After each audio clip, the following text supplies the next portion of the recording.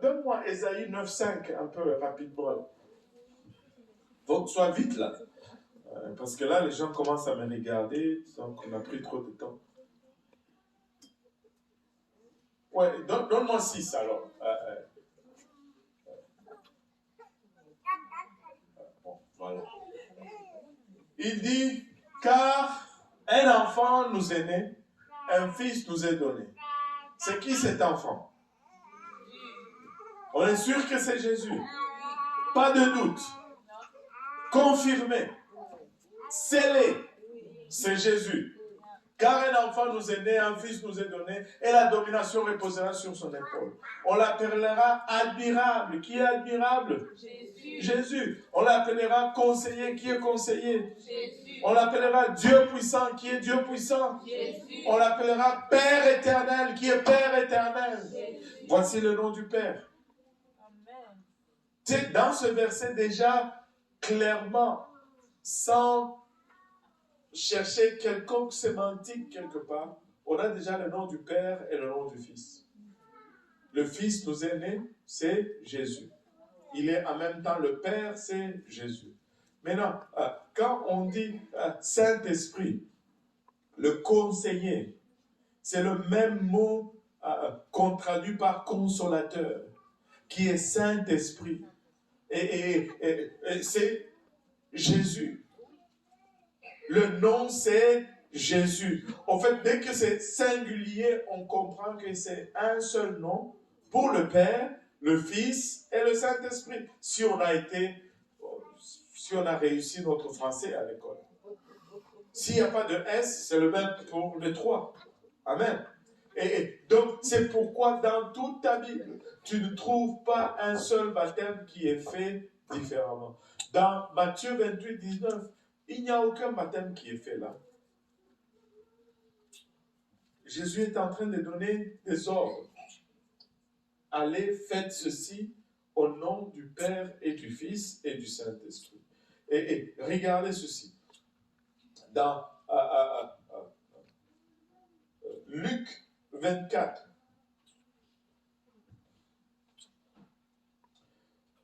verset 46, et il leur dit, ainsi il est écrit que le Christ souffrirait et qu'il ressusciterait de mort le troisième jour et que la repentance et le pardon de péchés seraient prêchés comment?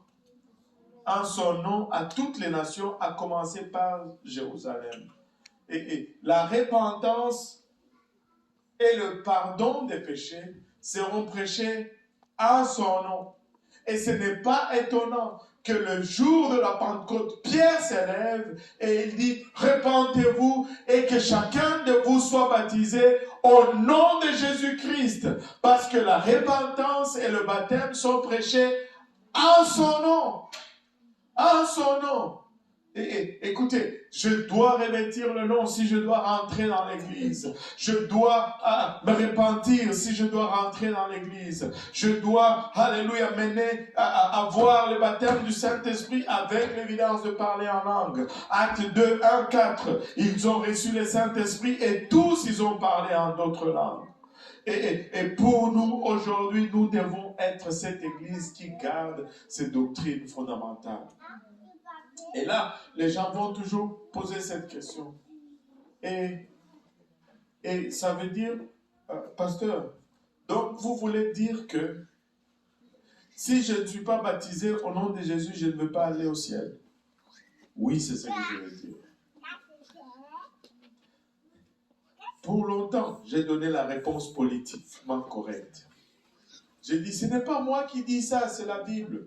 Mais j'ai dit ça encore et encore et encore et encore. Même si je dis ça, on m'accuse quand même. Ben voilà, j'assume. J'assume. Et regarde, ce n'est pas que j'ai dit, c'est ce que la Bible dit. Si la Bible dit, bon, tous les prophètes rendent de lui ce témoignage que quiconque croit en lui reçoit par son nom le pardon de péché. Amen. Le pardon de péché est reçu par le nom de Jésus. Mais non, la Bible nous dit aussi que aucun péché n'entrera au ciel.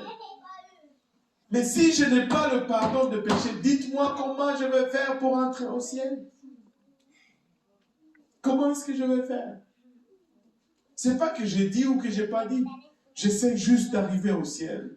J'essaie juste de tout mettre de mon côté pour arriver au ciel. Et le salut, ce n'est pas quelque chose de ponctuel. C'est la chose la plus élastique qui est dans la parole de Dieu. Ce n'est pas que je suis sauvé, tout est scellé, c'est fini. Non, non, non. Je commence par la foi. Et puis je vais à la repentance. Et puis je me fais baptiser au nom de Jésus pour le pardon de mes péchés. Et puis je reçois le baptême du Saint-Esprit avec l'évidence de parler en langue. Et puis je mène une vie de sanctification et je persévère jusqu'à la fin. Vous savez quoi? Je dois même produire de fruits pour espérer entrer, parce que la Bible me dit que si je ne produis pas de fruits, je vais être émondé, je vais être coupé, jeté au dehors, où je sèche, et après que j'ai séché, on va me jeter dans le feu. Alléluia, où il y a des pleurs et des grincements dedans.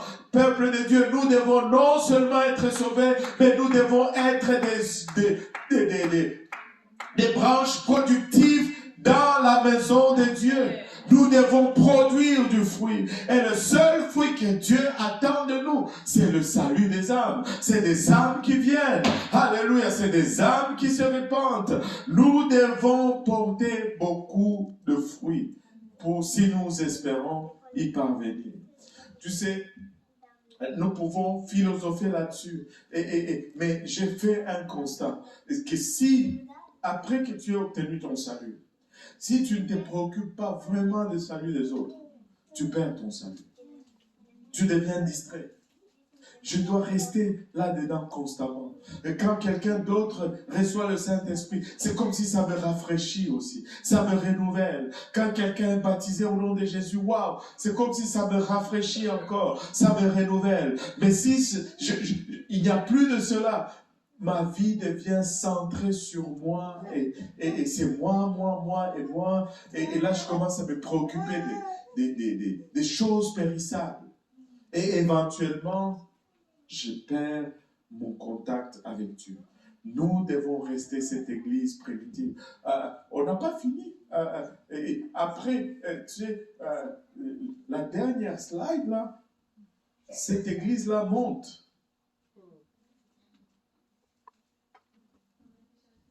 Vous l'avez vu monter? On l'a vu tomber, mais est-ce qu'on l'a vu monter? Ah bon? Non, ils ont fait ça sans me dire. Non, ça c'est disparaître. Bon, et puis